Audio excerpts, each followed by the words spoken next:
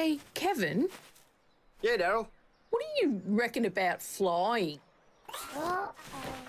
Oi, Tess! Stop bloody bouncing your sister into the coral tree! Bloody caviar. Sorry. What were you saying? I was just talking about flying. Oh, right. Why? Oh, I don't know. I just think it might be really interesting to see the world from that angle. Wait, are you saying you want to fly? Well, maybe? But you're an egg. Yeah, I know, but I could wear a helmet or something. Oi, Tess! Stop putting the bloody decorative pebbles up your nostrils! Look, Daz, I just don't think eggs are meant to fly, mate. Ow! Tess, what did I just say? Oopsie.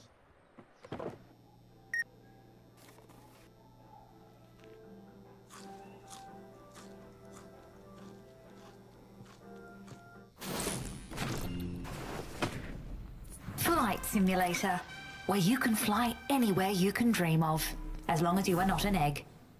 Please verify that you are not an egg.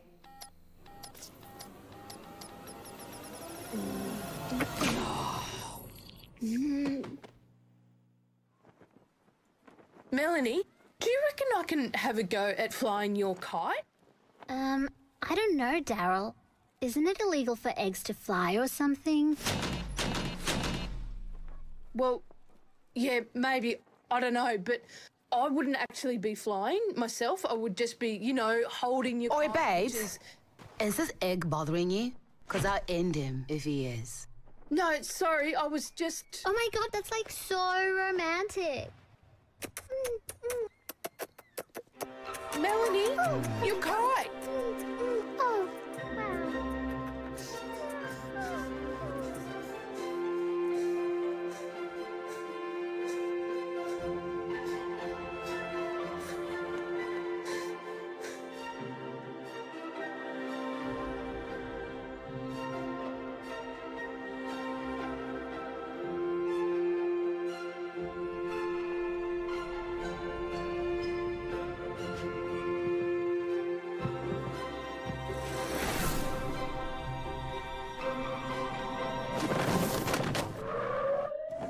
All right, Humpty Dumpty.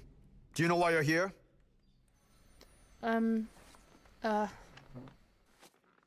tried to fly. You try to fly. And do you know what happens when eggs try to fly? They have fun. This is the third time this year you've tried something like this. What's going on, Daryl?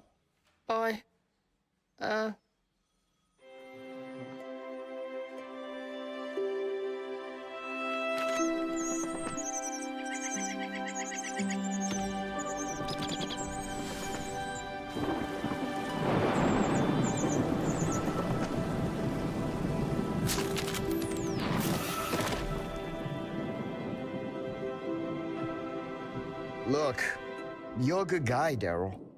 I'm gonna let you off with a warning. But this is the last time, okay? You should really get some help, mate.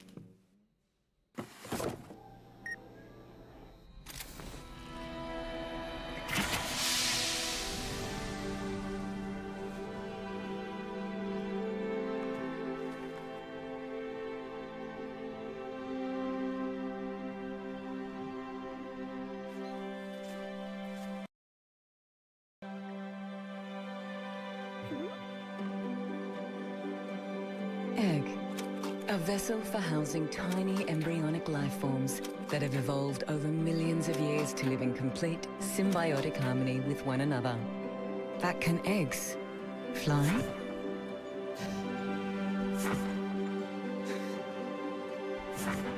Yes, I think they can.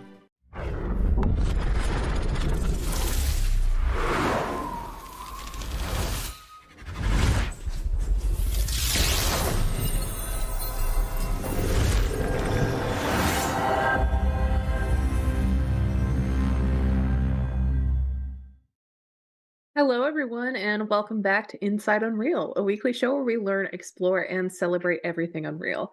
I'm your host, Tina, and today with me I have Anders and Daniel from Riverend Games. So, without further ado, I'm going to toss it over to them, let them introduce themselves, tell us a little bit about themselves. Anders, let's go ahead and start with you. Tell us a little bit about yourself. Yeah, Anders Hejdenberg, working at Riverend Games as a creative director. Worked with games for, well, a long time. Started out as an artist and then quickly became intrigued with what everyone else was doing, whether it be game design, project management, level design, programming, and yeah, you. But towards now, I decided that game design kind of encompasses everything in one nutshell. So I'm really happy working in that field. But yeah, that's me. Awesome. Fantastic to have you here. And then, of course, we have Daniel. Tell us a little bit about yourself as well. Yes, hello. My name is Daniel Lundkvist. I'm a senior artist at the Riverend Games, and I've also been working with games for about 15 years, I think. I've started doing smaller games, some mobile games with friends, mostly with 2D art, and then it's escalated with the 3D animation, characters, and now I mostly work with the environment and art dressing. Very cool. All right. Well, I am super excited to dig into what y'all have brought for us today. I know I have gotten a little bit of a sneak peek before everyone else. I know it's unfair, but unbiased, I am super incredibly excited about it because it is amazing. So I will hand it back over to y'all to walk us through what you're going to show us today. Thank you, Tina. And yeah, we at Riverend, we're a small company. I think we're 17 people, maybe. Daniel, you? Yeah. And some consultants to help us out as well. And we're working on our first game, Eriksholm, The Stolen Dream. And Eriksholm is a story-driven stealth puzzle game. And yeah, the screenshot here is from the game, and as you can see that the camera is quite kind of third person-y and zoomed out.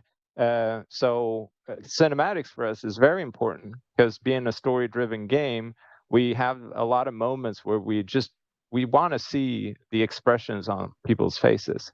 And early on, when I kind of talked about cinematics for this, everyone I talked to would say, "Don't do it, Anders. Don't do cinematics."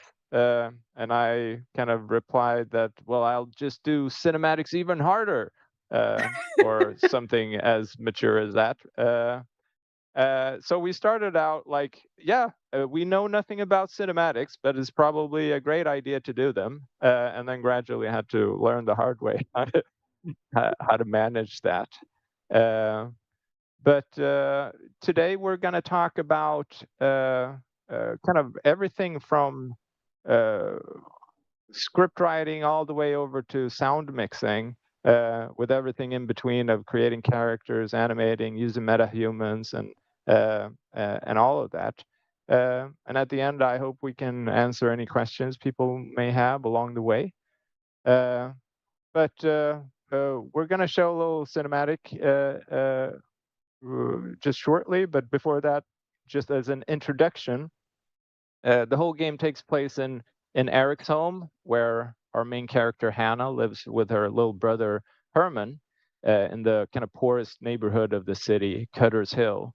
And this used to be a really kind of proud neighborhood of shipbuilders and mast cutters, but since the advent of steamships and steam technology, it's kind of been unemployment and gradually has become one of the poorest neighborhoods of the city.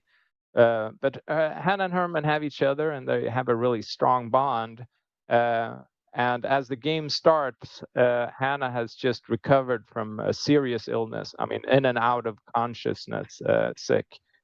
So Herman's, of course, very relieved to see his sister recover and decides to head to work finally. But for some reason, he doesn't come home that night. So what we're going to see now is the next morning.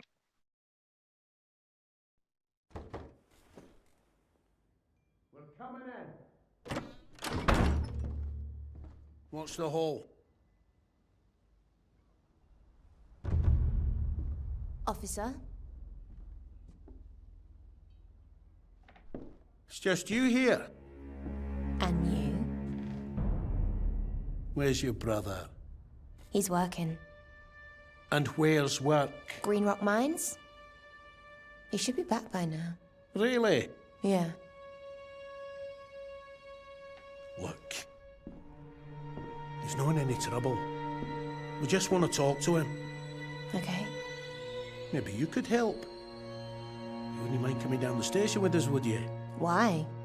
Just sort a few things out. No, we can sort him out here. I haven't done anything. All right, I'll get my bag. Good.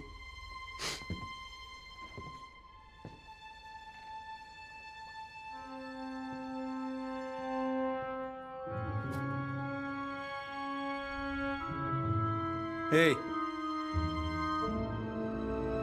Hey.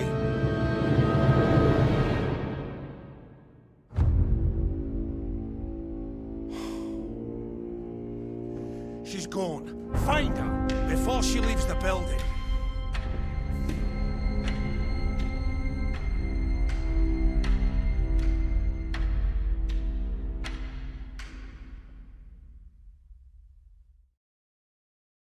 Oh.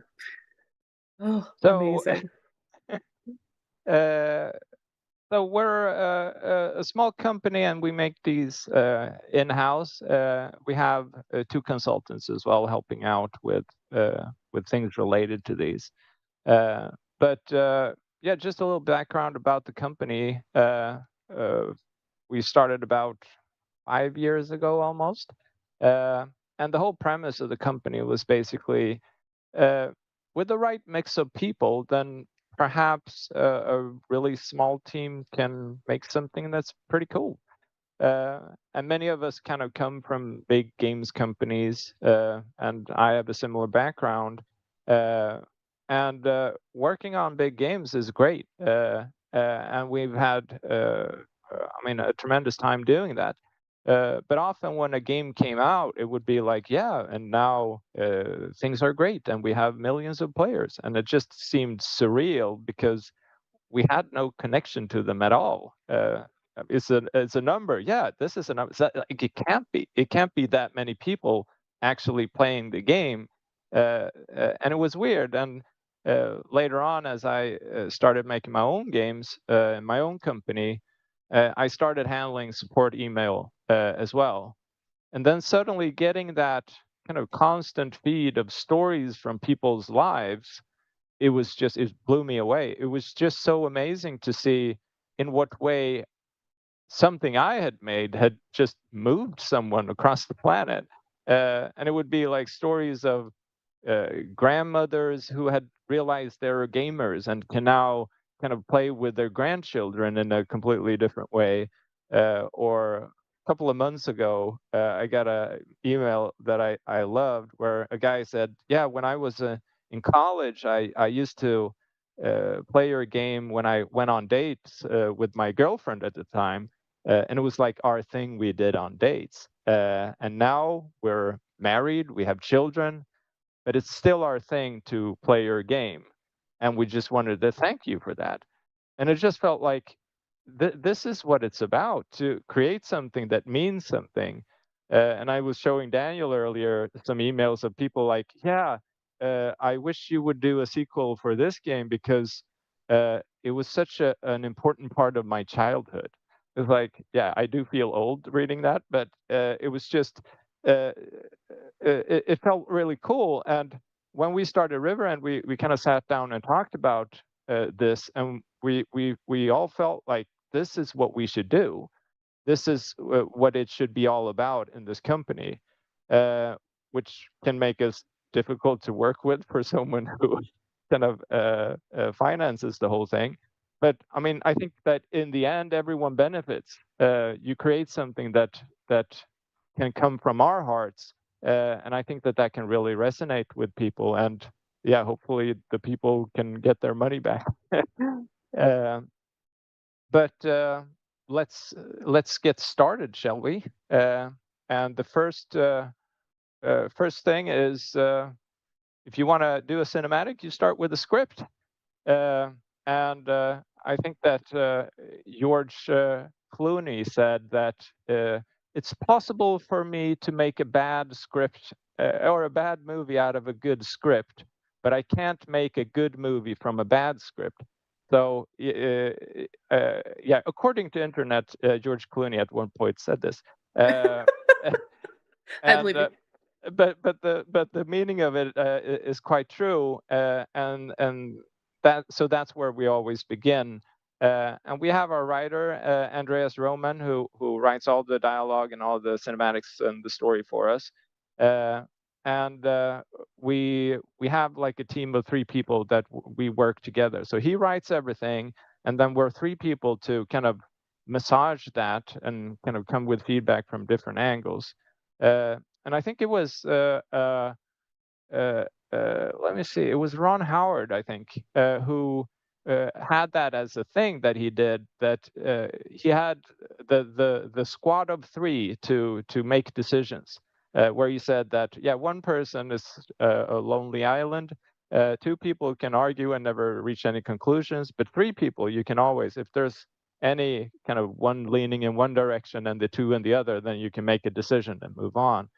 So we kind of took that to heart, and at different stages, different people are involved. But I think that's it's a good practice too. And what Andreas does is he puts together a scene with everything he wants in it, the beats, and has some dialogue and everything to kind of convey everything he wants. But he doesn't care about the length and the size or anything like that, because the next step is, once that's done, then you trim it down. And the purpose of that is, I mean, from one perspective, yes, you do save time and money by having a shorter cinematic. But the other perspective is that if the fewer words or actions you can use without losing the meaning and conveying the same thing, then the more weight each of those carries and the more impact they carry as well. So it's a good exercise to trim what you have, even though the words landed perfectly that time. Trim it to a size where it's as impactful as possible. And it's the same with copywriting, I would say. But that's kind of what we start with. And I think that Linda Seeger, who wrote a book, Making a Good Script Great, something, and she had some examples of how she works with this field. Like, people have scripts, and she is a script doctor who fixes them and tries to make them as impactful as possible. And she talked about a scene in the old movie The Witness that is not a very current reference, but where Harrison Ford solves a crime in an Amish country, and at the end he has a love interest that he's developed in this Amish woman. And there's a scene there where they confess their love to each other, and it ends with them kissing. And she looked at that scene, and it felt like, something's not, it's the final scene, it's an important scene. How can we convey this as good as possible? And in the end, what she ended up with was Harrison Ford comes through the door, the woman comes down the stairs, they look at each other, and then they kiss. It's like, let's just get rid of all of the dialogue here and just go for the kiss. And it's like, yes, that really nailed that scene, because then everything is kind of just in the viewer's mind instead of them talking too much about it.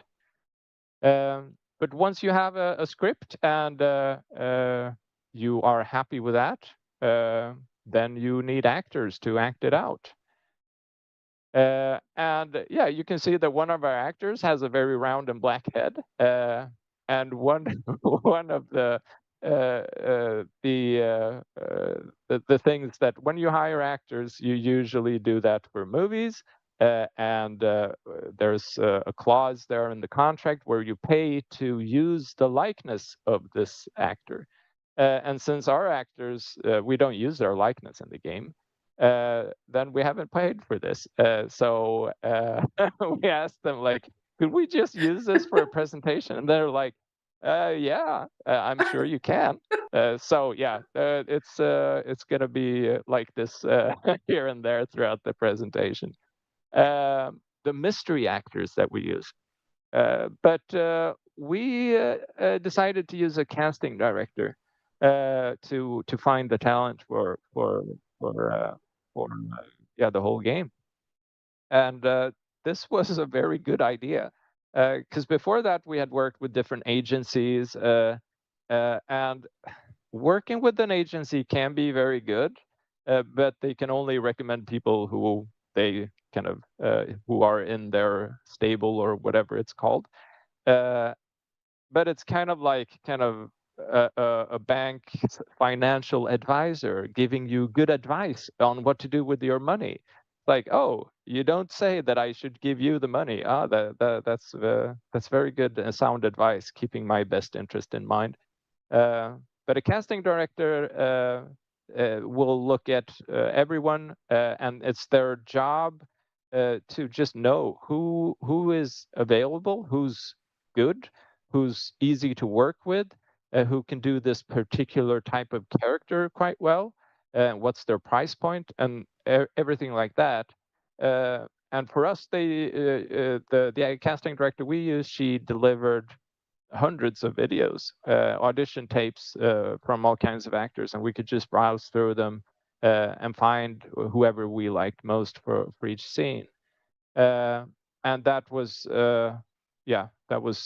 super super good.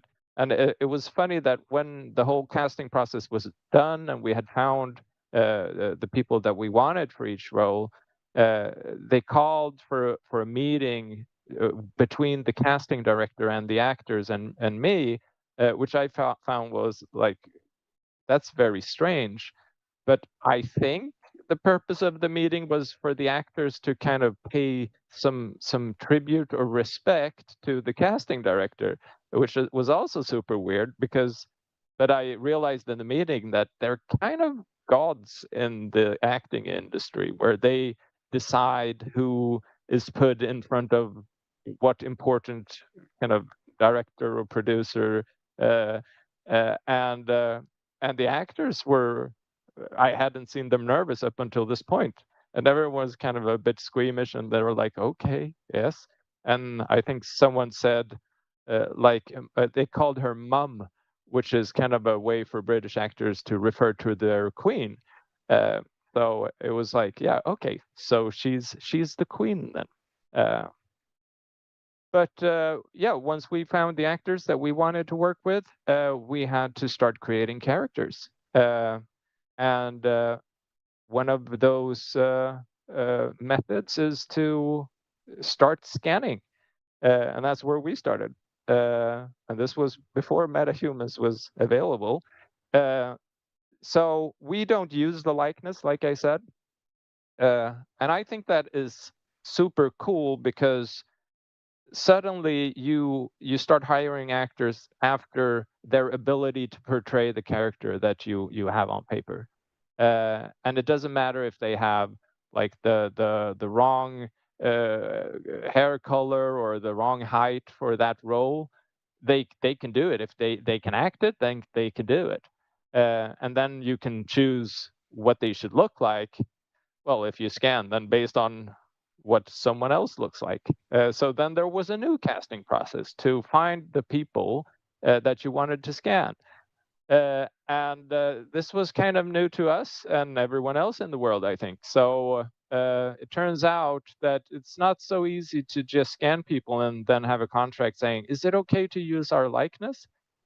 Because scanning someone counts as biometric data, which is only available to like hospitals, according to like GDPR. So we had to write a contract where they waived that right to us. And then it's like, oh yeah, and we use lawyers for this, but the lawyers were also kind of like, I'm not sure this is the way to do it because no one's ever done it, and GDPR is kind of new.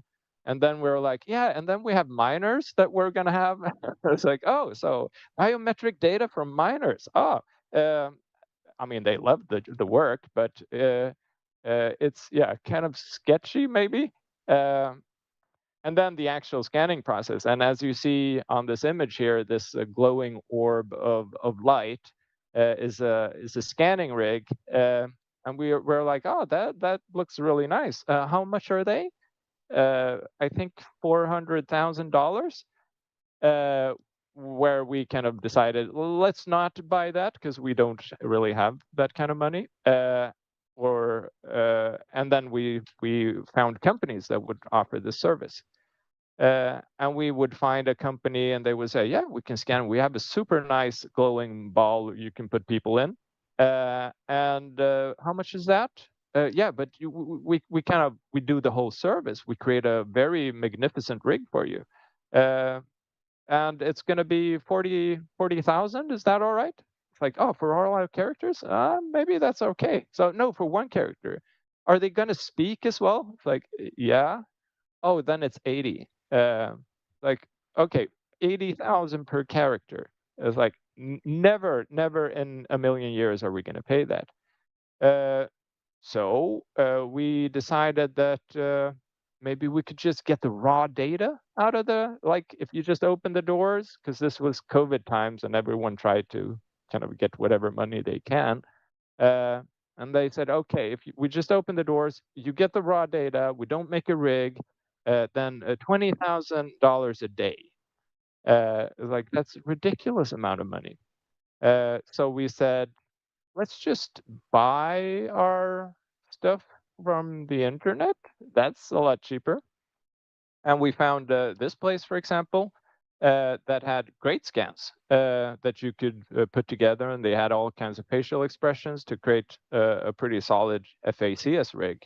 And then we started on that path only to realize other people are also doing this. And we saw a trailer where, I don't know, with some general speaking to his man is like, wait, that's our main character. What's he doing in someone else's trailer? It's like, this isn't working. So we of course did what any sane person would do at this point. We built our own scanning rig without knowledge beforehand. How hard can it be, right? And it's kind of funny that talking to a bunch of different people from different companies trying to sell them or sell you their services, you after a while the biz dev people kind of don't want to be in the meeting anymore, and they leave you with a technician that love to talk about stuff. And when you love to talk about stuff and they do, then suddenly secrets seem to be revealed because you're just so eager to talk about the stuff you love. And each company has someone who is in love with their scanning rig. And then it's like, so what kind of cameras do you use? How do you set that up? And the lenses, how do you work with that? And so on. And in the end, we found like a deal. Someone had mislabeled the pricing on like an electronics outlet had mislabeled like without VAT, but with VAT. So we could get the cameras really cheaply. And this rig has 38 of them, which is kind of a maybe bare minimum for what we were doing. And then there was another discount, another electronics store saying, yeah, we're selling 50mm lenses. So we bought all of them, which made them think that we were from some competitor company trying to buy up their stock and sell it, which was fine. But in the end, I think we managed to get this together at around $13,000. And the results were really good. but it was time consuming, and moving it around was pretty difficult. And one of our artists, stepdad, did the soldering for the rods as well. So everyone got involved in this process, which was kind of cool. But a time consuming process. But we got something that was kind of like, yeah, this is looking pretty good. I think that we could probably work with this. And then that's the day the Metahumans came out. So I'll let you take over from here, Daniel. Yes. So that brings us to MetaHumans, and I remember when the first version of MetaHuman dropped, and I had just learned the quite elaborate scanning rig or pipeline that we had, and safe to say it was a bit intimidating to work with, and I could see there was going to be a lot of work ahead of us on each character. So, like a blessing from the sky, here was this tool that could pretty much do like 90% of the work for us. No, not really, but we saw the huge potential in MetaHumans. But the big question was if we could use MetaHumans for our main characters.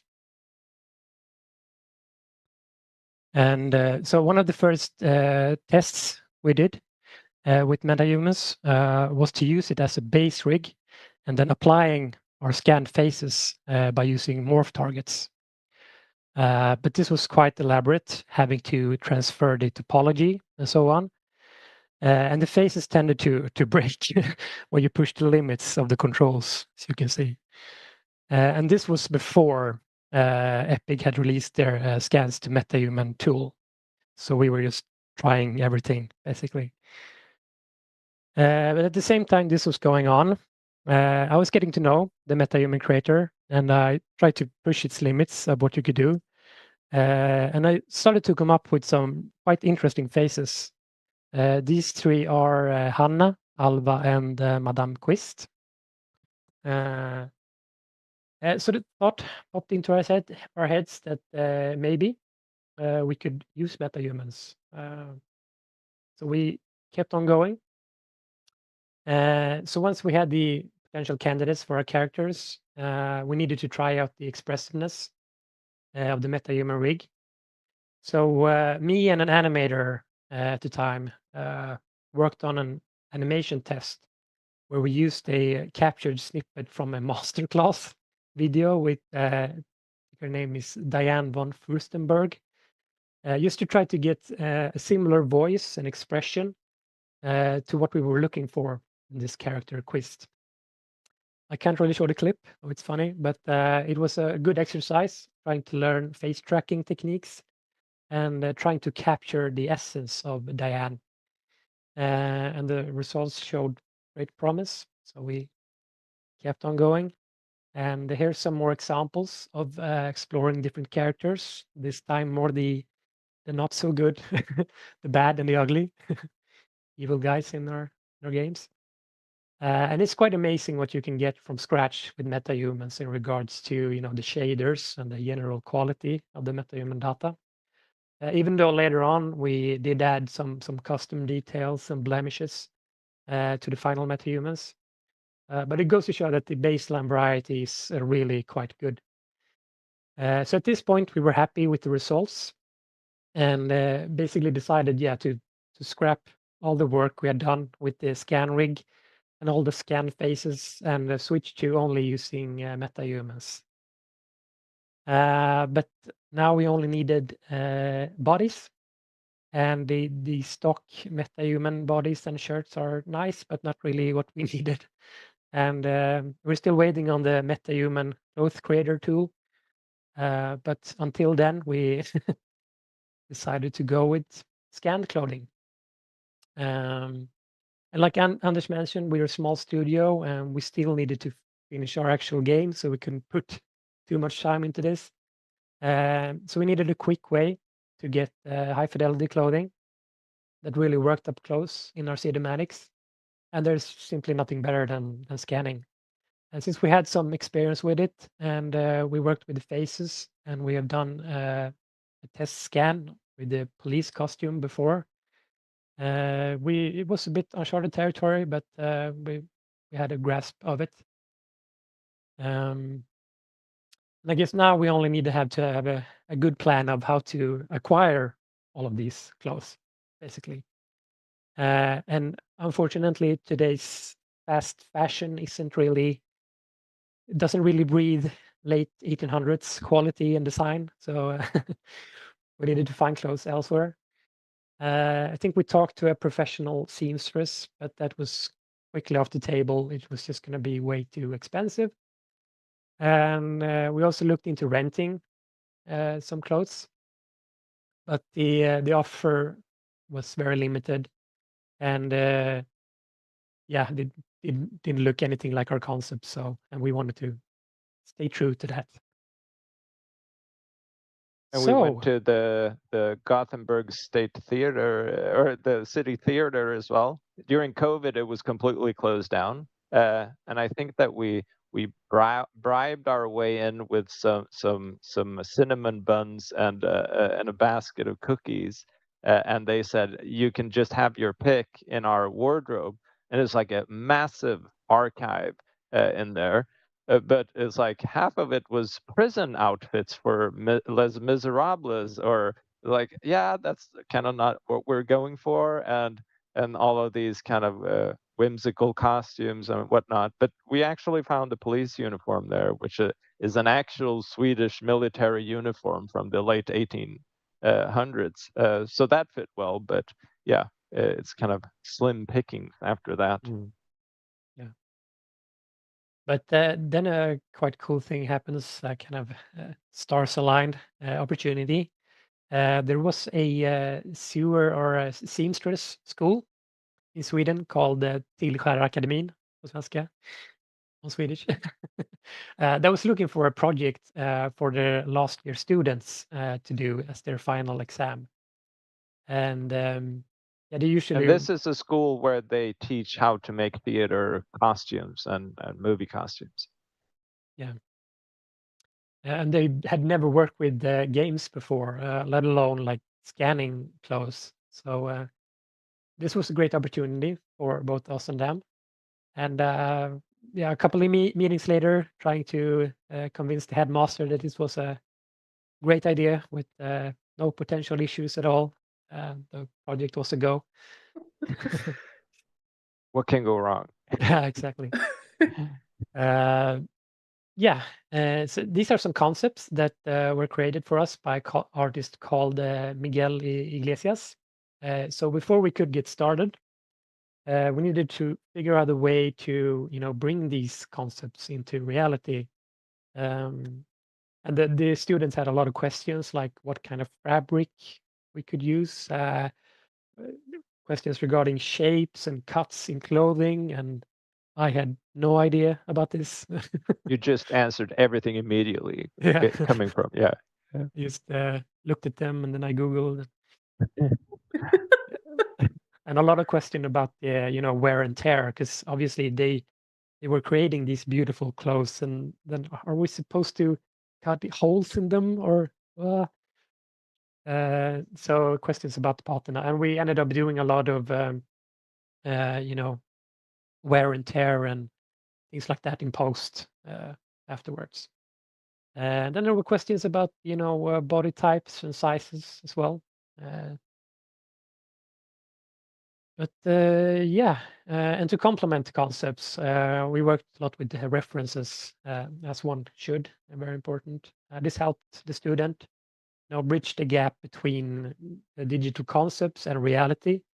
We talked about shows like Downton Abbey and Gilded Age, which was great references, and it gave the students more meat on the bone. But then we got started, and we had regular meetings at the school, looking at fabric samples, checking in on the progress, and answering questions.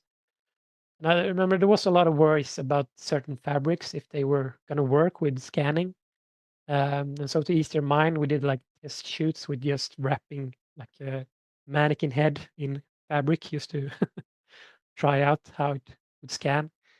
And another big worry was the mannequins. They had, mostly torsos, but they needed to create the arms and the legs. So it was a bit tough to get the anatomy right. But and also, I mean, because we needed to have the arms a bit upright to be able to scan underneath the arms and in the crotch. So that's those things that we needed to solve as well.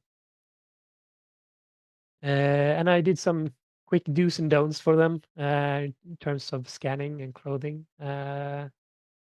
Basically, to not use a very dark and light fabric, especially combined, like doing a classic penguin suit, in black and white. That's going to be very hard to scan.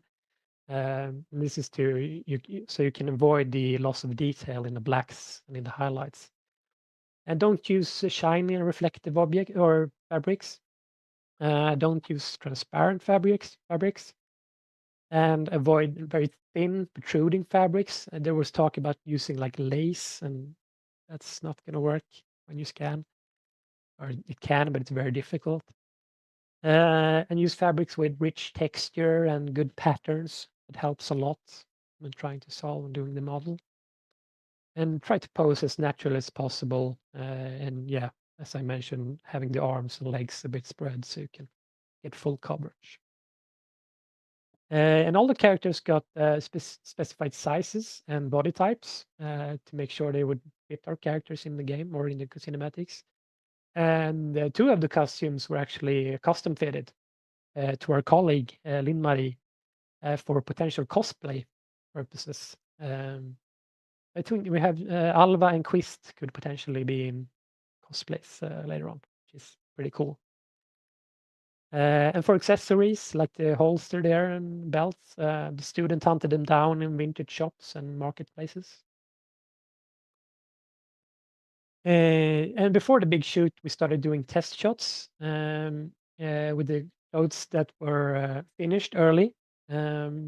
We shot it at the school. And when this whole project started, we initially thought of using our scan rig that we have built. But it turned out the task of just transporting all of the clothing and the mannequins to our office, and then we wouldn't have any help setting them up, was just too much of a hassle. So yeah, we decided to do the shoot at the school, so the student could help out with the prepping of the clothes and so on. So we went with the single camera setup and a tripod. We had a light setup of 4 strobe lights and IKEA sheets as diffusers, and they are It's got to great. be IKEA. Yeah, because they're very cheap and therefore very thin, so it lets a lot of light through. Don't buy expensive sheets; they won't No, work. no. They're too, yeah. No 1,000 thread count. It should be cheap as possible. And we actually tried this when we had our scanning rig transported over to Stockholm to scan some people. We were in a photo studio and they had equipment that was very expensive. And we tried diffusers of every brand they had in there to just get that perfect, soft, even albedo, but nothing even compared to the IKEA sheets. It was the perfect diffuser with our kind of shitty secondhand strobe lights that we got off the internet. It was, yeah, nothing can compare to the brute force of strobe lights and IKEA sheets. Yeah. And speaking of cheap solutions, you can probably see there we actually because the woman, the female characters had stands that worked, but many of the male characters we needed to actually hang them up in the ceiling, and then to anchor them, we anchored the legs with just heavy objects we could find that they had at school, like old vintage steam iron, for example. But it works surprisingly well when you just anchored it properly, so it stayed static. Is there any And then, specific brand of antique steam iron that you would recommend for this task? yeah, I can For the audience, I mean. I can look it up. Yeah, and I remember the big shoot. It was very hectic. We had very limited time for using the room, but the students were very helpful, and they just kept bringing the next one and out setting them up. So it's a really fun day. But I was completely exhausted that day because we borrowed Anders' Nikon camera, which is quite heavy, and doing a couple of thousand shots in a day, going around the clothing. It was hard work, but a lot of fun. And you used a wide angle lens for that shoot, right? Like a 24 mil. Yes. And that's a good thing to do as well. If you have a high megapixel camera, which this was, I think it's 46, it means that you don't have to go so close. And then you get very nice overlap when you're scanning. If you do a 50 millimeter and have to go really close, you can easily lose yourself in all the parts of the costume and then, miss out on the data. Yeah. Some more detailed shots when I started to examine the scan data. And there were a few anomalies, like this fly who had been pestering the shoot, decided to land on the clothing. So it might be in on one of the scans in the back that you don't see as an Easter egg. No, we removed them. But yeah, that's kind of fun things when you don't notice when you shoot, and then or you start to look through everything and like, what the hell is that? Classic. That was fun. So here's the complete roster of costumes and many gigs of scan data. And all in all, I think it was a very successful project, both for us and the students who really showed great interest into scanning. And I mean, this could be a potential future line of work for them, I would say, not just only working with movies or scene costumes and so on. I mean, other studios could do this, so it's very, very fun.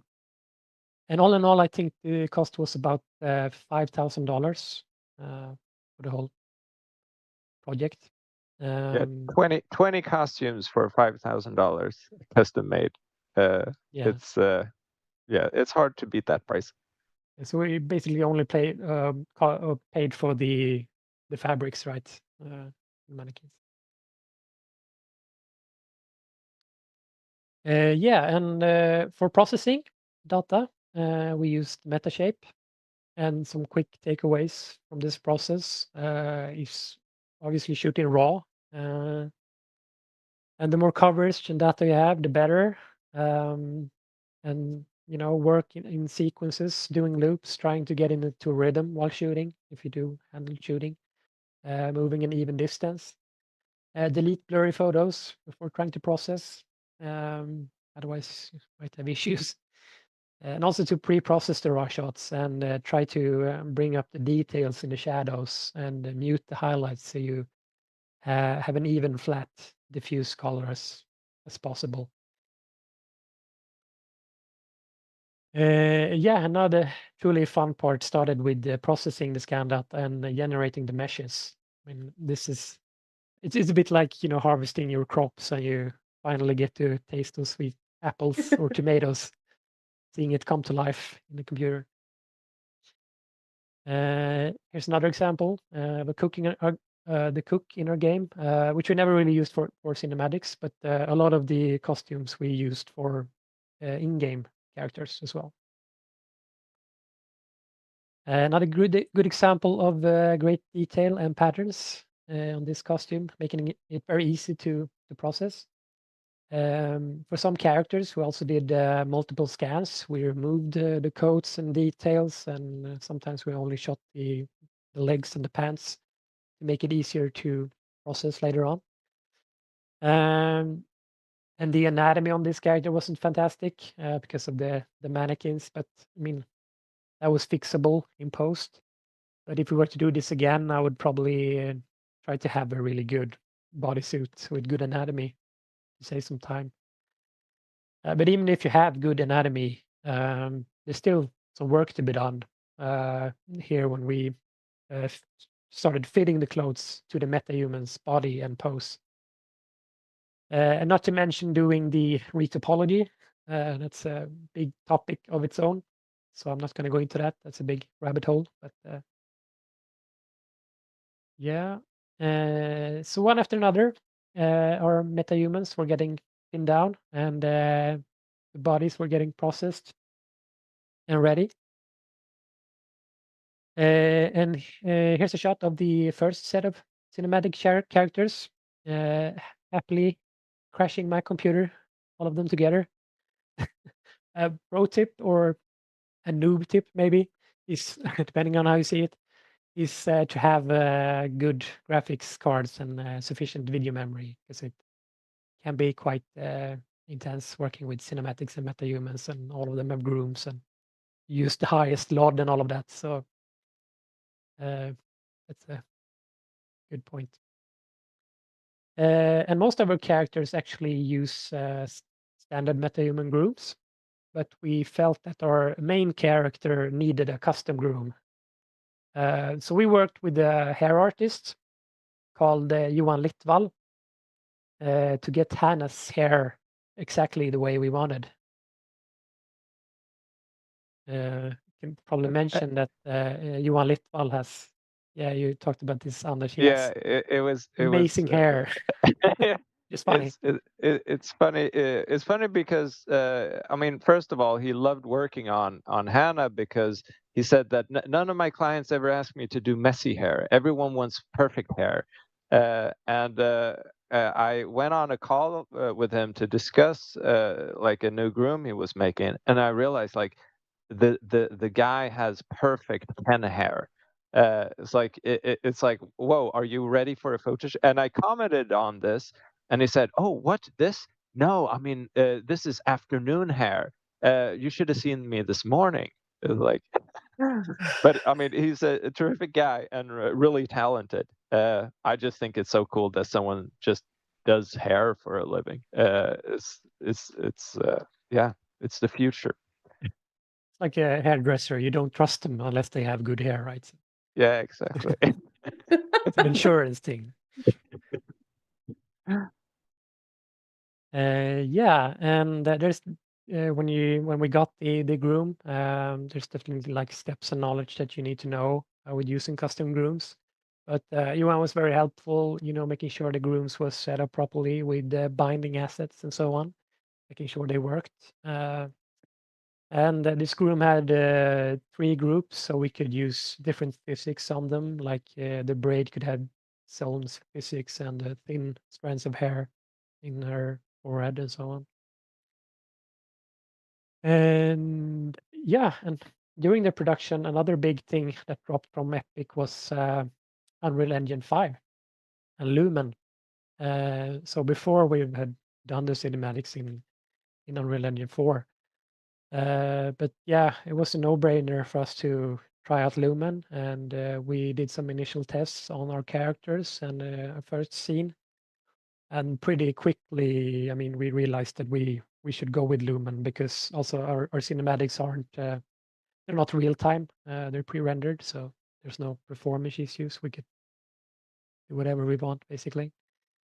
That was a lifesaver, lighting these scenes, because from shot to shot we move things around, and we move so we can get the highlights where we want them, and we can get that pop in the eye. And I mean, in this scene, you see like boards in the window casting shadows onto characters. We can just move those around from shot to shot, make sure that the shadow lands exactly where we want it. Yeah, definitely Lumen was the way to go with these cinematics. Yeah, this was the first scene that we converted to Unreal Engine 5 and Lumen. Yeah, and as you mentioned, the quality of the lighting and the possibility to iterate in real time was a great time saver for us. And also, while creating the environments, we worked closely with our main cinematics animator to have proper staging and lighting. We used a lot of Megascans assets and also some in-game assets that we just bumped up the textures to use in the cinematics. But these was mostly in the background. No, often quite blurred. But then we also created, some really high quality cinematics assets as well, especially when characters interact with them when they're really up close. And I think that's it for me. And I think Anders is going to talk more about how we brought this whole thing to life. I'll go to the next performance capture. This was a very intimidating thing for me because I knew we'd hired a bunch of great actors, and I'm not a great director. I mean, I've directed VO before, but this was something completely different. And all of these were seasoned kind of veteran actors, having worked on some pretty big things. And I knew that the second I stepped into the room, they would see that I'm not a real director, you know. But we kind of thought about this. Should we hire a director, or how should we work with this? And we felt like there's a danger to hiring a director as well, because in a hiring process, everyone's going to say that they're a great director, and we don't know, and it may be too late once you hire someone. But it also can be like, this is a great director, but they may have a different kind of style, or they're taking it in a different direction, and they may not know enough about the game to make it match what we've created in game. So we decided, like, I'm gonna take a shot at it and see if it works. Because if anything, I can tell if it's good or bad, and I know what we need. But it actually turned out quite well. The actors were super helpful with me, and it was a good choice to hire great actors that can make decisions based on what their characters are, and that I can see the results and just come with adjustment things that were necessary sometimes. But most of the time that wasn't necessary. It was more of a quality control thing to make sure, like, I think that was a really nice scene. So that worked out quite well, and we shot everything in London. And because all our actors are from the London area, because we knew that would be where we would shoot it. And we made sure to get a motion capture studio that had a sound stage, so that you can record final sound. Because then you don't have to go to dubbing afterwards and hope that it will be as good as you remember it. So that was a really big thing, and it was such a relief for me knowing that once we have a scene, we have it. We don't have to go to another place and hope to get it once again. And another thing was James Cameron had a masterclass where he talked about his work on Avatar. And I've never worked in movies, so I don't know what it's like. But he said that one thing that was a great opportunity working with performance capture was that you can get the whole scene. In movies, you have to take like a close-up shot and then cut to another shot. You can't have cameras in the way. You need to change the lighting. So you can't do an entire scene in just one shot. I mean, depending on your style, of course. But he found it terrific that he can just get everything locked in, and all the reactions would match because it's the same performance altogether. So we took that to heart, and it worked terrifically, unless the scene is longer than 3 or 4 minutes, because then it's like, okay, any mistake at any point, it's like, okay, well, start over back. Where were we? Oh, that was ages ago. And then as we progress and everything is like, my God, it's going perfectly. It's going perfectly. And then actors start to get nervous. It's like, shit, are we going to make it? Oh, I stumbled. It's like, whereas if you just go for a close-up, it's like, say these 3 lines and then we'll cut. Then it's, you can save one piece at a time. But I think that once we did get these scenes and everything fit together, it did turn out really nicely. And I think that it got, the actors loved it. because they got this continuity throughout the whole scene that they would otherwise have to struggle with to get right. And I asked them afterwards, like, what was it like working with a noob like me? And they said that the pace was much slower than they're used to, but they loved that because that gave them time to just nail the performance for each of the scenes. And we made sure to have rehearsal days beforehand. So I think it was like one rehearsal day for 2 shooting days or something like that. Was it the other way around? Anyway, everyone was happy about the rehearsal time. So when we went into the studio, everyone knew what they were going to do. But the people in the studio also reacted quite positively and said that it's a rare thing to have someone come in and care so much about the quality. And it just became this nice production where the actors did their utmost, and we were very particular about the quality. And the people at Centrite felt that they could really make sure that everything was to their kind of top game as well. And they said that most people who come in here, they want quantity. They know it's expensive, so they're going to get, I don't know, 60 minutes of footage in 2 days. And it's like, how do you even do that? Yeah, you just continue shooting. But yeah, also long scenes means that anything can go wrong on the technical side as well. There's a lot of technology going on while you're doing this. And it could be like, oh yeah, we lost the wireless control to the thingamajig. It's like, okay, why did we do that? No one knows. We're in London. There's masts everywhere and anything can happen at any time. Like, okay, when it's going to be back on? No one knows. And yeah, some nervousness related to that. But one of the things that I appreciated most about this whole process was, I mean, up until this point, we'd worked with the script, with the characters, went through all the iterations of everything, and you imagined what the characters were like. And then we started recording some video, and to some extent, characters came to life.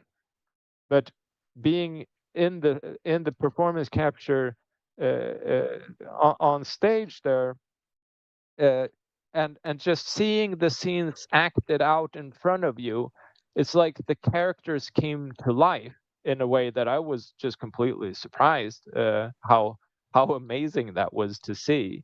It's like you can see your imagination play out in front of you, and it's real.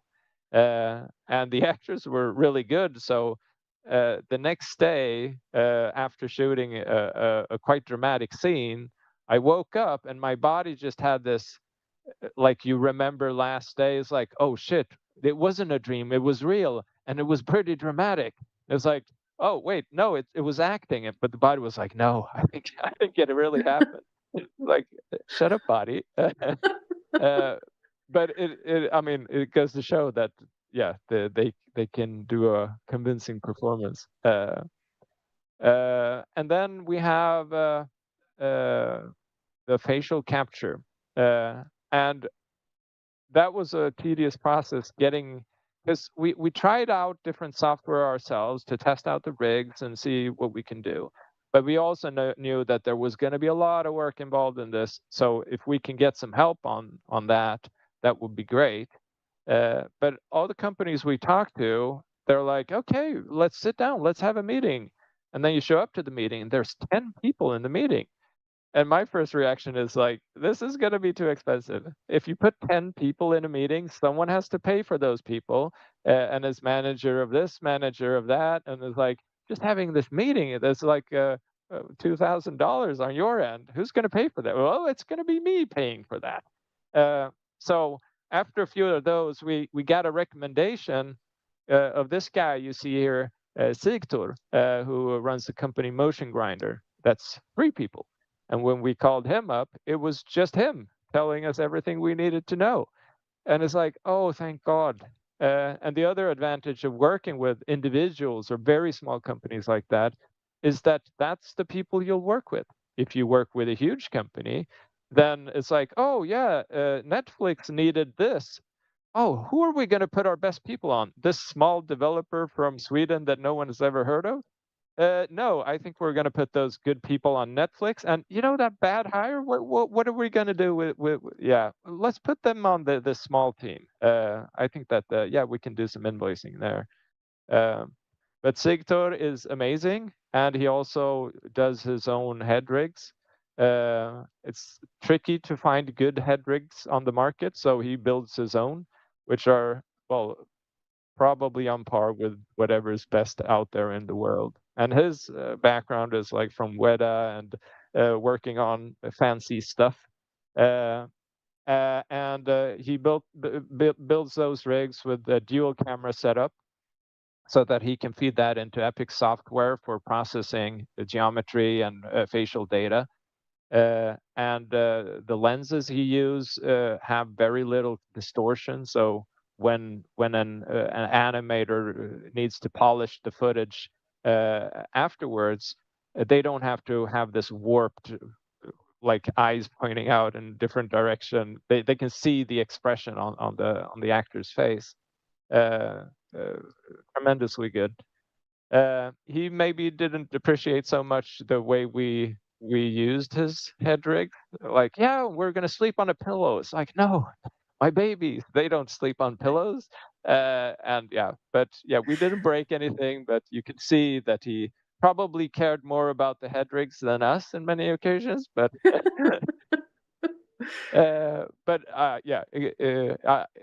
that attention to detail and quality is what led to good results. On the other hand, so we'll forgive him for that.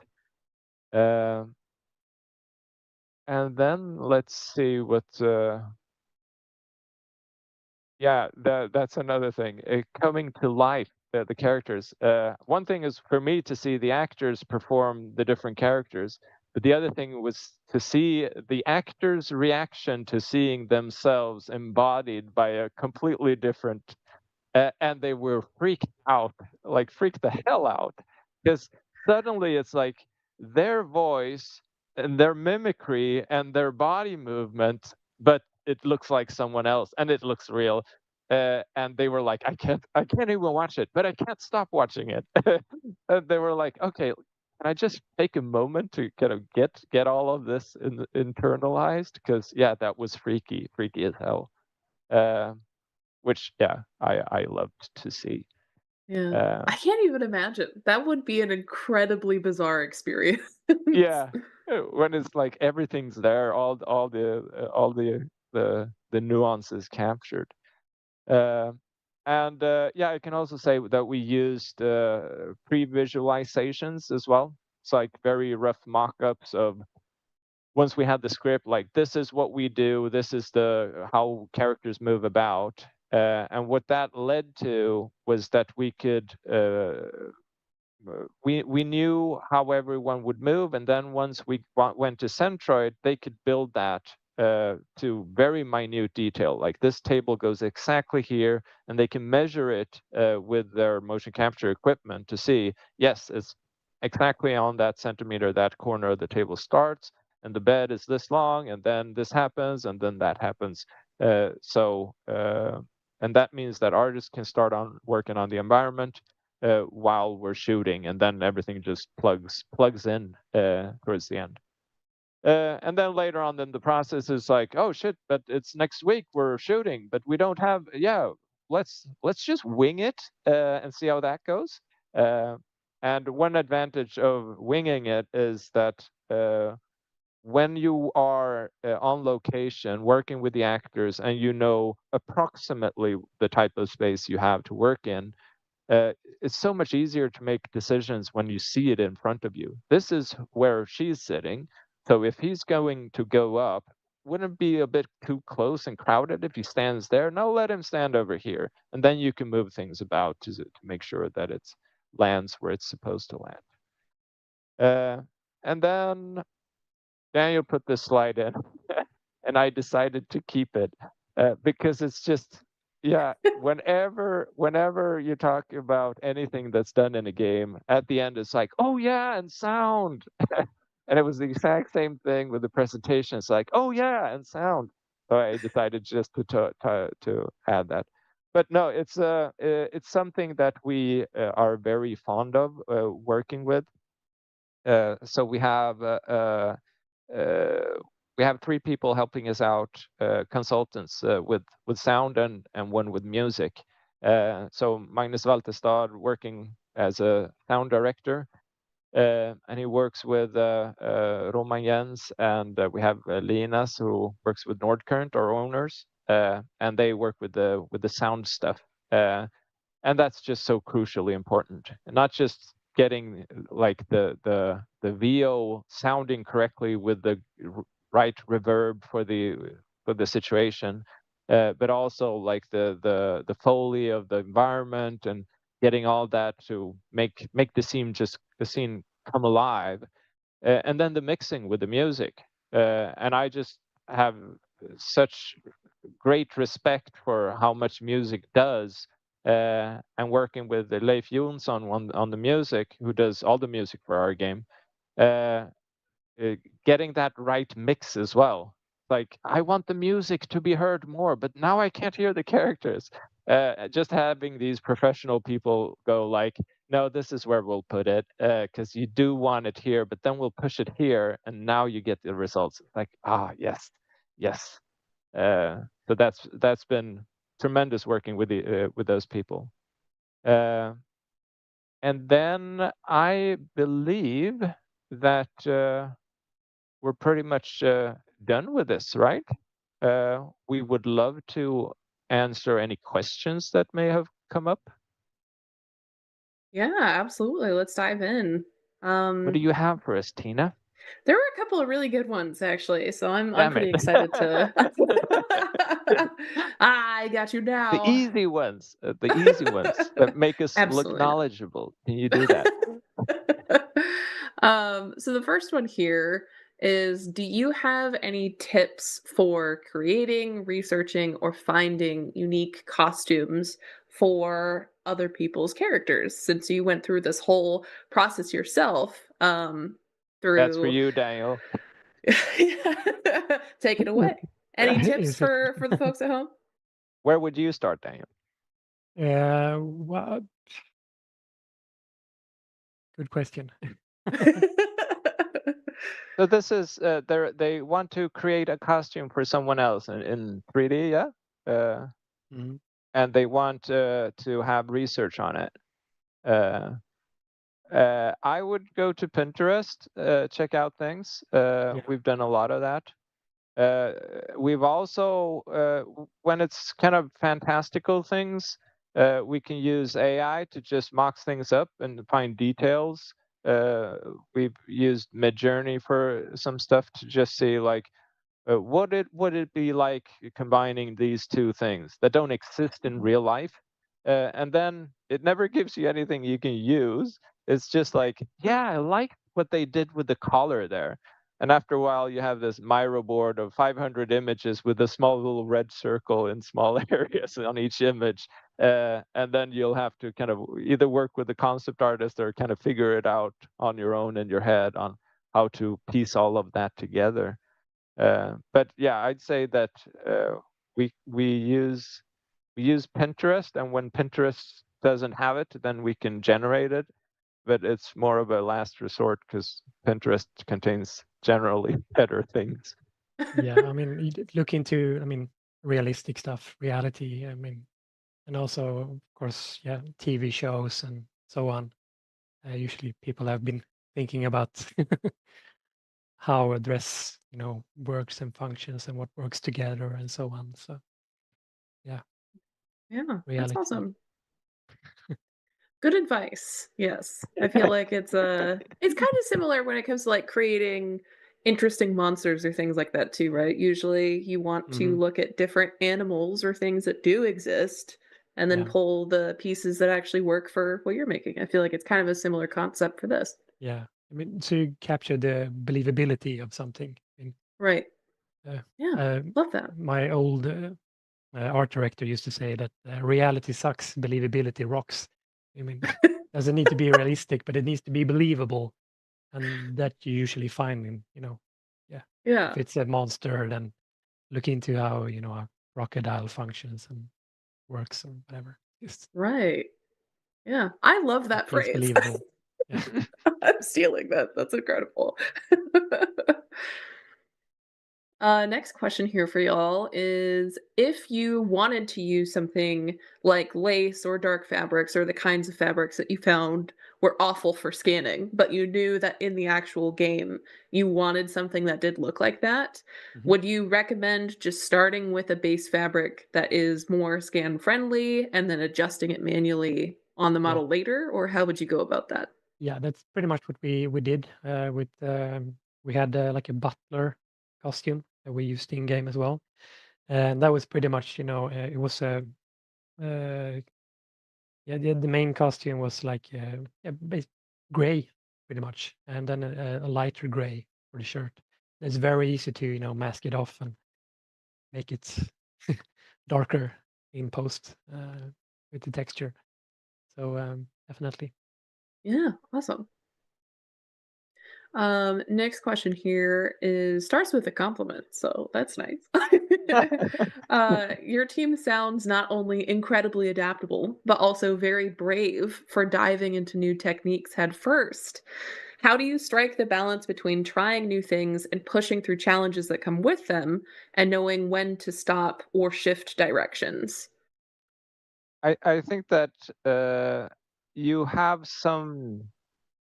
well, hopefully at least, you have some idea of what your limits are. And I think that if you try new things often enough, you start to recognize like, maybe this is a dead end. Let's pivot here and see what if we can do this differently. Because sometimes you're just on the wrong track. You're doing the right thing, but you're on the wrong track. And and and this is often a thing in design where you almost had it if it wasn't for this little thing, and you just can't get around it. But if you pivot, then you can actually find something that solves what you're trying to solve, but it doesn't look at all what you started out with. But I think that often when things get tough and hard, it's good to stay. If it's not like a survival thing, like yeah, we're running out of money next week, then you have to kind of think about your situation. But if it's just that it's tough and it's unpleasant, uh, then it is good to see it through because that's where you learn and that's where you grow. If you just take the easy road and never encounter any obstacles or overcome them, uh, then you don't really grow as much. And by doing things that are super difficult and overcoming them and getting great results, it kind of builds a trust in yourself and your ability to always be able to master something new. You've overcome things. Uh, but yeah, if you have a very limited budget and you try the first thing and immediately you grind to a halt and you see everything just your dreams pouring out in front of you, then yeah, maybe you shouldn't just keep knocking your head towards that brick wall. So yeah, you have to think about it, but don't. If it's just unpleasant, then I'd say try it for a while longer and see if you can overcome it. Uh, Yeah. Definitely. Was there this is a me question now, just because 'cause I'm yeah. curious, but was there a process with your team where you all would dive into whatever technique it is that you're using and then, rejoin later and talk about whether this was working or not, and was it, like, kind of a collaborative decision when it came to stuff like that? Rarely. I mean, I wish that we had all of our shit together all the time. But it's more of a kind of Daniel talks to this person who then we decide and then we shift and then we so it's yeah, it's not as organized as that. But uh, I forgot the question as well, talking about organization. But it was how we deal with how where do we take it from here? How is that managed? Was that what you meant? Yeah, Uh, basically. so poorly is maybe the but yeah, I think that we're at this point maybe just so used to constantly pivoting. Mm. Just looking at like, oh, okay, Daniel is working on this now, and Johanna is working on this now, and now she's done with that. Let's pivot over to that, but then have her learn this while he does that, and then So it's very much like that. We even tried to do our own grooms for a second, just to But we try do it out. have grooms that we've done that are in the game or Yeah. the cinematics as well. Yeah. So, but it was very tricky, and Litval is a bit of a master in that field. So it kind of feels like, yeah, this is what I made. You look at this like, okay, I may have a few years left to get to that level. But yeah, if you never do anything on your own, then it's hard to do other things better as well. It's not you don't just learn what you're attempting. You're learning other things, and you never know when that comes back. It's like, yeah, I'm doing this other thing. Well, it's lucky that I tried to do this other thing that other time and almost failed completely, because now we can use that in this regard. Yeah, that's awesome. Next question we've got here is, did you have different scenes or versions between in-game and cinematics? And if so, how did you optimize between the two? We avoided it as far as we could. Yeah. Yeah, sorry, Daniel, you were Yeah, gonna it's say. completely different. I think none of our they sort of overlap a little bit, some of the cinematics and in game, but you're never like in cinematics scene in game. So we Yeah, don't really well, have that because issue. and it was originally in the script where it would be like you enter the scene and then the cinematic ends and you're still in there. It's like, no, I don't want to show this scene with our kind of baked in-game lighting from a new perspective, uh, and just pretend it's the same because it doesn't feel the same. So we avoided all those. You always go somewhere, take a boat somewhere, go through a door, and that's when the cinematic starts, and it ends with them leaving that scene and going into a next scene. So yeah, we sidestepped the whole issue. Smart, honestly. Next question here is, do you have any Easter eggs of you or members of the team in the game NPCs or companions? Probably more than I know of. Not gonna tell. Oh, there we go. No. You'll have to find for yourselves. I don't think no, not characters. No. Yeah, but maybe little things in the environment for people to keep an eye out on. I think that I think that just dressing the scenes, we do go for a kind of inviting kind of visual style, and I mean that's one of the things we started this with is we want the environments to be, because as an artist you kind of inhabit the scenes that you work in.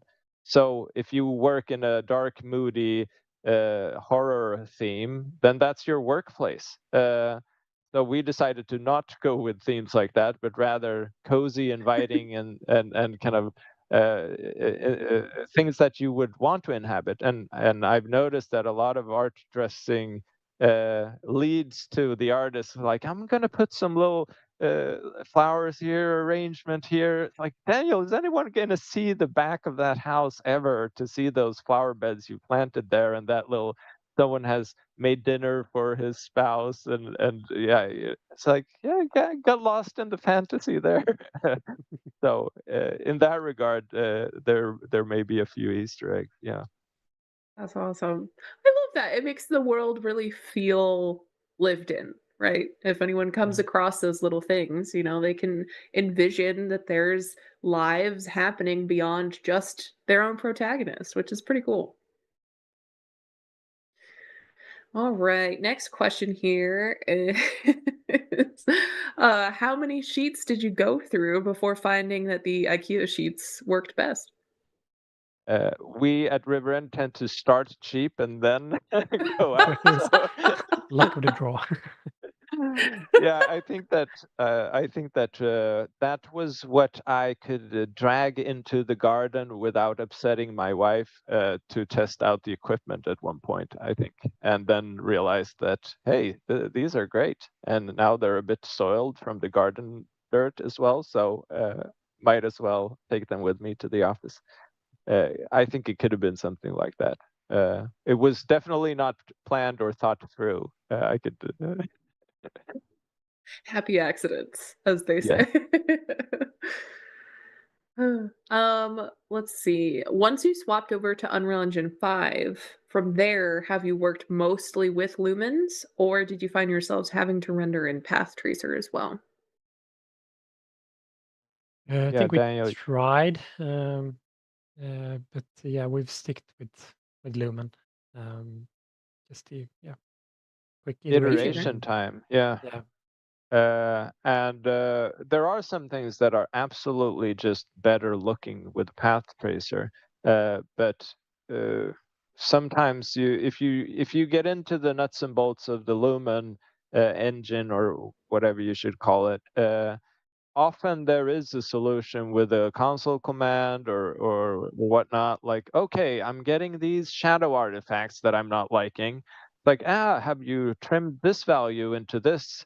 And then, yeah, you try some things and the computer becomes a little bit unresponsive, and then you lower the value a little bit. And it's like, yeah. Now we're getting the results.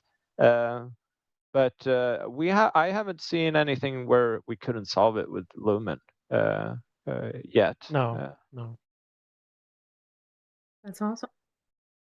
The animation is absolutely immaculate, starting with another great compliment for y'all. Thank you. Do you have any additional tips or advice as to how you maximized MetaHuman to achieve such believable animation, especially facially?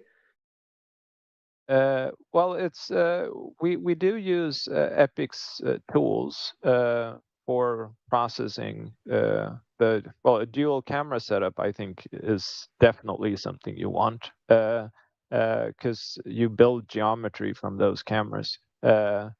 And we just trust Sigtor's rigs and his knowledge there. So but I think that using lenses that don't distort too much will help you to compare the data. But also something we've noticed is that some people are much better, just like some people can read the room in a way that others have trouble, then reading facial expressions, it's not a one-to-one thing. Like, yeah, eyes are pointing this way, mouth this way. And on this side, we have the psychopaths. Like, oh, what happened here? Yeah, I was just perfectly interpreting what I was seeing. But you had to kind of read the expression on the actor and convey that to the character that you're creating. And some people are super good at that and can find the subtle nuances. Because sometimes there is that you need to get your character you created to do what your original actor did. Uh, uh, Something like that, maybe. Yeah, absolutely. In a similar vein with animation, someone was wondering how much of the end result is motion capture and how much of it is hand animation. I would say that it's from scene to scene. Sometimes, because we usually get raw data from an entire scene. We don't, because you pay for polished data usually, but we can get the full, since it's no extra cost for Sigtor, really, to get all the data processed and shove it in there. Then we can get usually we start out from a raw solve, and sometimes that's damn good. And it's like not a whole lot is necessary to do. It could be very minute tweaks to things. Other times it's like, okay, this character is not at all looking like what we would have hoped. and it's you can see that in MetaHuman if you just apply the same animation to two separate MetaHumans. On one, Right. it looks really nice. On the other, it's like I don't think it looks as believable, and you may need to do some tweaks. Because the way we're set up, if you have a large mouth, then you use it in a way that someone with a smaller mouth wouldn't do or can't do. If your jaw is positioned in a certain way, if your teeth are kind of pointing at a certain direction, I don't know. Then that becomes part of what you do with your face, and sometimes it just doesn't translate. And in those cases, sometimes, I mean, Daniel, you worked with. We usually look at the major features of an actor. What do you usually do when you start out with a character?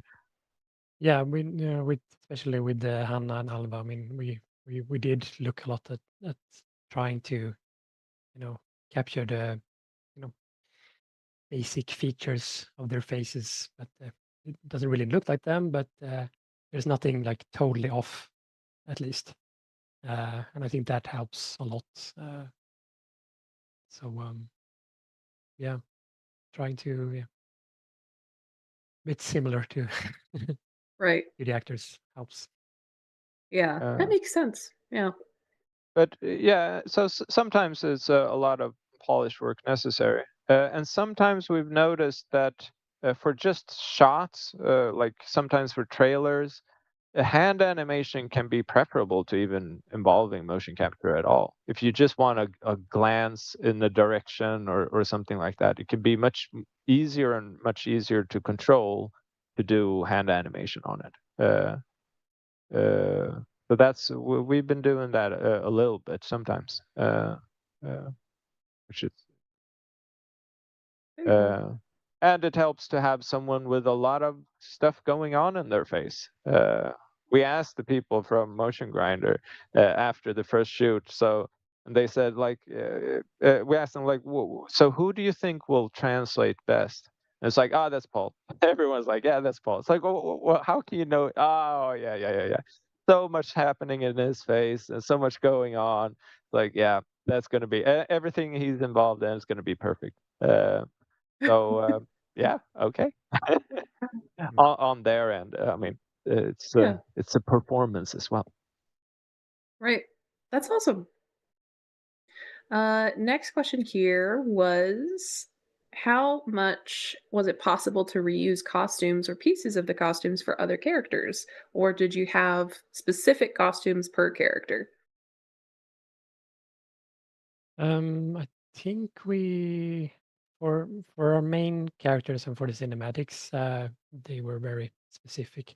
Although Mm. we did reuse the police costume and for another character and just basically dyeing it black and reworking some buttons and so on. So we did do that a bit. And then for in-game characters, we worked a lot with this basic scans and did variations based on that scan. So definitely trying to reuse and rework Yeah. things. Definitely. Yeah. Yeah. Modularity works for Mhm. NPCs in particular, so that Yeah. makes sense. Sorry, Anders. It sounded like you were going to say something there, and then I very No, you rudely just interrupted you. no, you said what I was gonna say, so I'm like, Ah, well, yeah, okay, yes. I've got it. No worries. Welcome to the team. Next question here is what was the process for creating such custom looking metahumans? If you can divulge a little bit of your secrets there. Yeah, it was a lot of iterations. And not to talk down on metahumans, but it's quite easy for them to have like this, typical metahuman look. So trying to really, yeah, we look at a lot of references on faces and really trying to. Yeah, it is hard. Yeah, it was a lot of iterating and trying to come up You with get something lost that when you just unique. it's like, I think it's really good now, and you would show me Yeah, something. It was like, it's so whoa. yeah, it's so Like, weird working with faces. It's like yeah, you see faces all the day, and you think you have something that looks good. Then the next day when you looked at it, you're like, nope, this doesn't work. And then you slept on it, and then you iterated more, and slowly but surely you get something that works each day, and that starts to feel like a character. Um, yeah, I don't know if that helps. But no, but Yeah, you definitely. keep iterating and saving new iterations to go but I on. think that the way you used reference images, I think it's important, because when you can slide different things all across the board, some combinations, and I don't know if it's like a genetic thing that if your cheeks are like this, then your nose cannot be like that. Yeah. Maybe there's something like that. I don't know. But once you combine two things, it is like, whoa, that looks very unnatural. And maybe it's like something's tied like that. Mm. But having references helps. Yeah. Uh, And also, I mean, this is a modeling tip when if you were to like sculpt a face, is to always keep rotating and working in every angle. It's very easy to just focus straight forward. You think you have something that looks good, and then you rotate it and it just looks off. It needs to really be work in all angles, and yeah, it's very important to keep Yeah. rotating and But I know Yeah. one of our artists, Leo, also does these tweaks afterwards to add a bit of asymmetry to some uh, yeah. and kind of custom things as well, sometimes with Yeah, scars or whatnot. we started when the tool was released for the MetaHumans to bring in your own scans directly into the MetaHuman creator. We started actually exporting some of the meshes and then doing like tweaks on the nose if we wanted like something that we couldn't do in MetaHuman creator, and then bring it back in. So that's something we've been testing a lot lately. So. Very cool. This is kind of related to what you're talking about right now, actually, with how did you manage to avoid the uncanny valley, especially when it comes to faces, especially metahuman or otherwise. When you're going with something realistic, it's very easy Mm. to tip over into the uncanny valley. So how did you find that balance? Yeah, that's also, I mean, very hard. I think having input on the faces, like there maybe wasn't faces that I did in the beginning that, I mean, this could be something, and then Anders looked at it, this looks way off, and then, oh shit, it does. So getting input from people, does this look weird, or could this be a person? That's very Yeah, and important. it's interesting just what people care about in a scene, and that's the tricky part with characters, that uh, if we have like the scene we showed you now, okay, the door opens and the audience will look at the room. It's like, where are we? And does it look nice? Is this realistic? And then immediately to faces. And from there on, any effort put into the background is just lost on the audience. Because you follow faces, you say, oh, what's he going to say now? Oh, what's her reaction to that? And maybe you'll pick up a flower on the way, but yeah, everything is like, focus on the most difficult part at all time. Okay, thanks for that, audience. But sometimes it's, you see things like, yeah, but don't you see how that texture leaves a really strange mark on the side of his temple here? It's like, no one sees that ever. Stop thinking about it. What they did see, on the other hand, was the weird reflection in the eye that you didn't see because you were so focused on the issue that you knew about. So just putting it in front of someone who is not afraid to hurt your feelings, and hasn't been involved in the process or knows what's difficult or not. Because yeah, there's probably nothing worse than being an animator, because when something is difficult and you screw up, it's not like people are angry. They laugh at you because it's like, ha ha ha, look at that. It's like, oh my God, you don't understand the effort and pain that has led me to this result. Even you should have seen yesterday. And then, yeah, that's the encouragement you get to go to the next day and improve it further. So, yeah. Right. But yeah, you need that, because otherwise you won't know. And also, on the other hand, sometimes you're done and you just don't know it. Like, oh, so you are all happy and you thought it was cool? Yeah, we thought it was tremendously cool. Like, okay, I suppose I'm done then. But what about that? I never saw that. Yeah. So yeah, Yeah. take Daniel's advice. Show it to other people. I'm hearing if it's specifically someone that's not afraid to hurt your feelings and will be completely honest with you if something looks weird. So, children, show it to children. I And tend they'll let you to know. I tend to show it to my wife, who is not at all afraid to hurt my feelings. But she's kind of, she watches Hollywood and Pixar and whatnot, so that's her level of. It's like, but isn't that standard quality? No, that's the best the world's got. And if I show anything that's not up to par with that, then she's like, it looks a bit weird. Like, yeah, but your standards. Do you know how difficult this is? I don't know.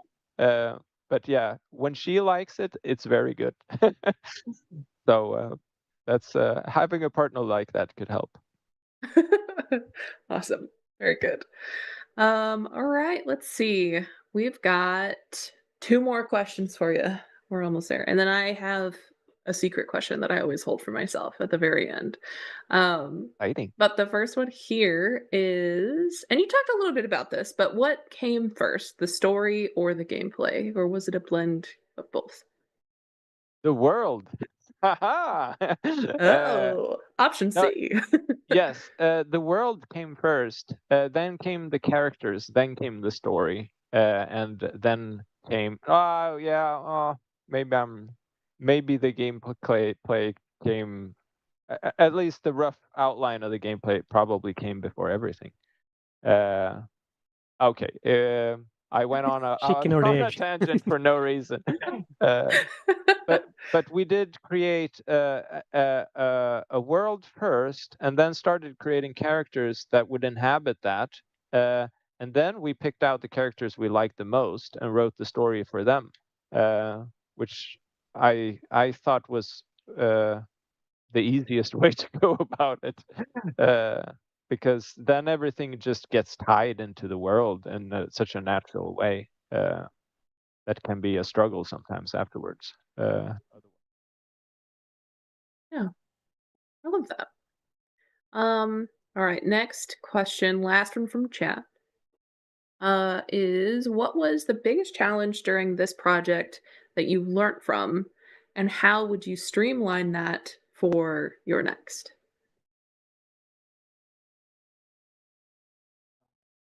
Uh, it's just like a constant barrage of fires. Whenever I try to envision, it's like there's, yeah, so many. I don't think there's one thing just stands out in the forest fire that is. It's all just fire. I don't know. Some kind of suit that protects you from fire. No, but do you have anything, Daniel, that you? No, I can, but obviously, I mean, switch to metahumans, I would say was one of those things. We would have had a way harder time completing the cinematics if we wouldn't have done the switch. So. Yeah. But I think that yeah, if we're talking cinematics or the entirety of the production, I don't know if maybe cinematics. Tina, was it? But if we would do it again, it's like definitely work with the casting agent and get talent that you that you really need for what you have in mind. Isn't But that's kind of not saying doing it differently. It's saying doing the exact same thing again. But it worked. It worked yeah, well, and so you would do it again. yeah, but I think that this time maybe get the actors ready for that. I mean, a movie can be like, yeah, and then you shoot for 4 weeks and then you're done.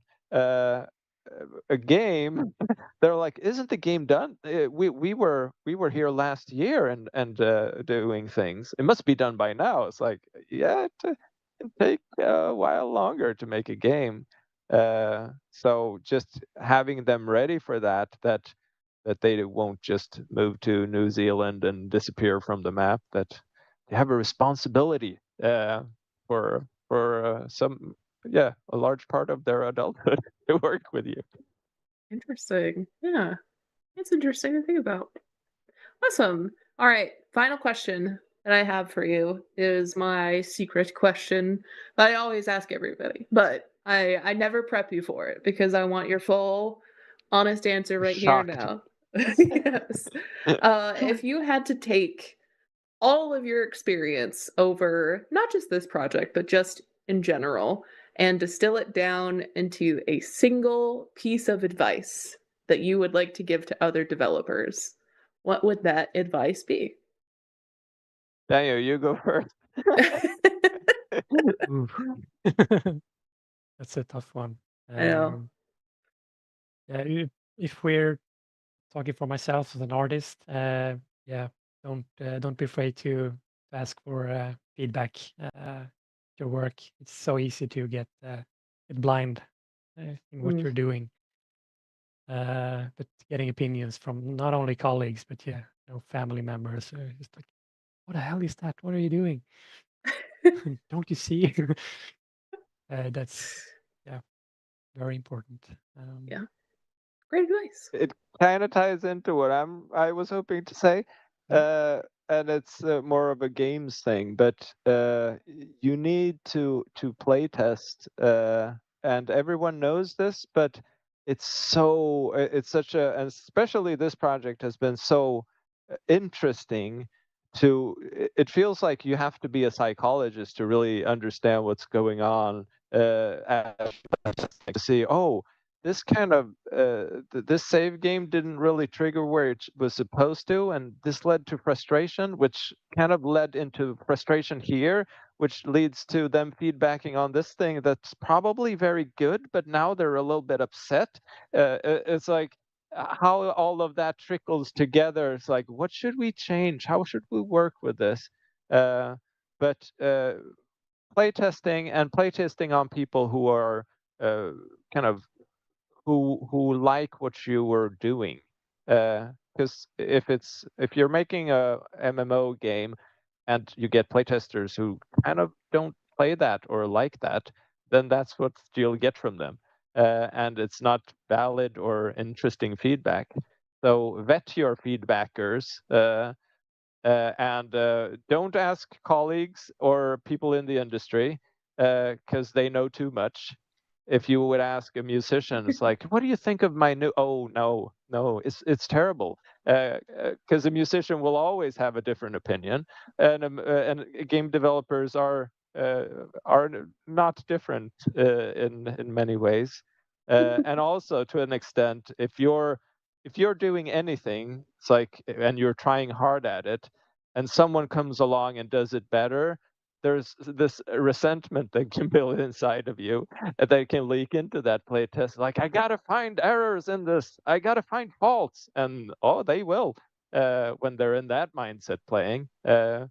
So find people who are as far away from your production or anything as possible, who are gamers, and kind of look at what you have going and saying like, yeah, you know what? I can see myself playing something like that. Have their opinion, because you will realize that they care about things that are not what you thought that they would care about, and they don't care about things that you thought were really important. So Right. that would be good advice, because that's been crucial to us. Like, so everyone's happy here? well, okay, let's move to the next one then. And then other things like, why do you keep doing this thing? I told you not to. Like, yeah, but I forgot. Like, okay, fair enough. Let's see what we can do here. But no, super helpful. Yeah, awesome. Both absolutely wonderful pieces of advice. So thank you so much for that, for humoring me with my difficult question that I tossed at you at the very end here.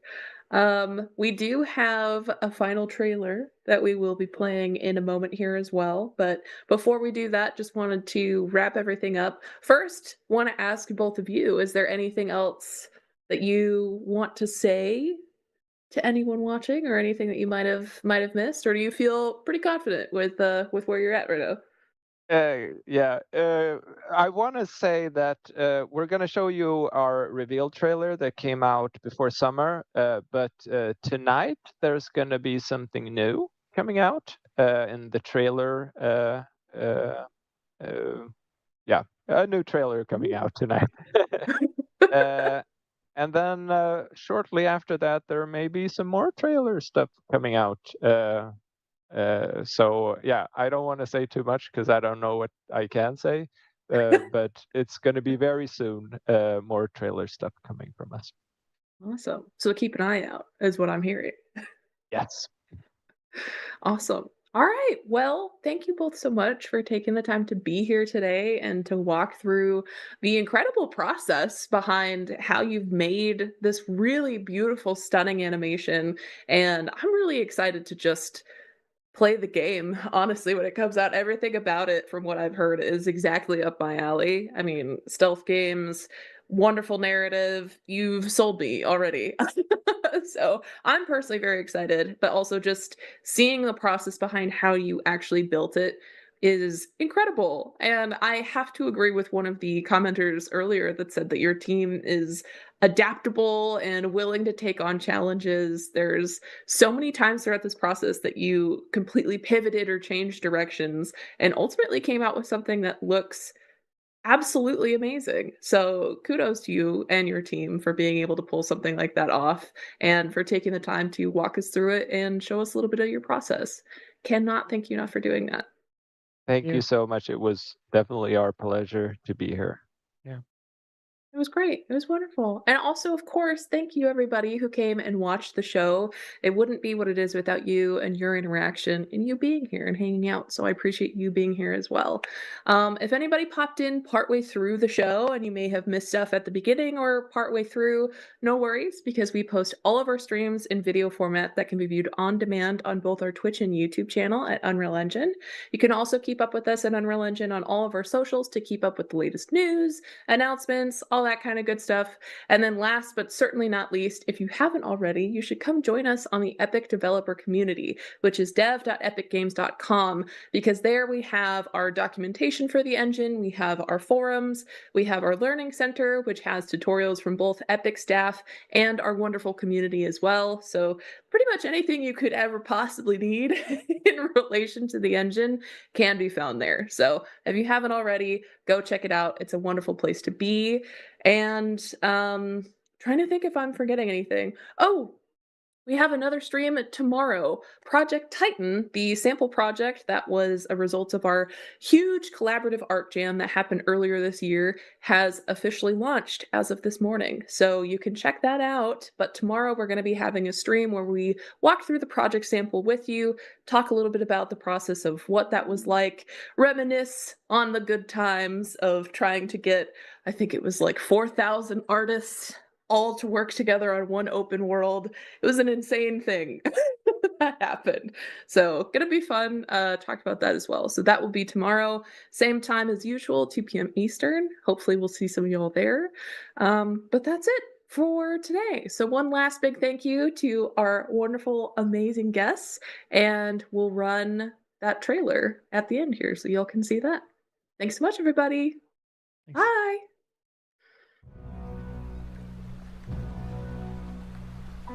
I know that you're worried about the war on the continent. But you are my people, and you will come to no harm. He's not in any trouble. We just want to talk to him. You told me you wanted out. You and your brother. You said you're done with this, it's too dangerous, not what you wanted. Find her. She's here somewhere. I respected your decision because I thought you respected me and my business and everything I've done for you. This isn't about me. Oh, it's always about you, Hannah, and now you've brought the police here. They're looking for Herman.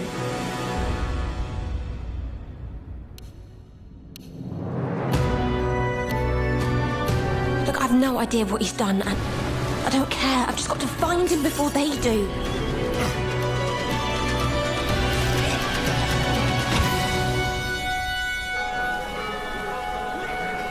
It's only a matter of time. You've set things in motion you don't understand, Hanna.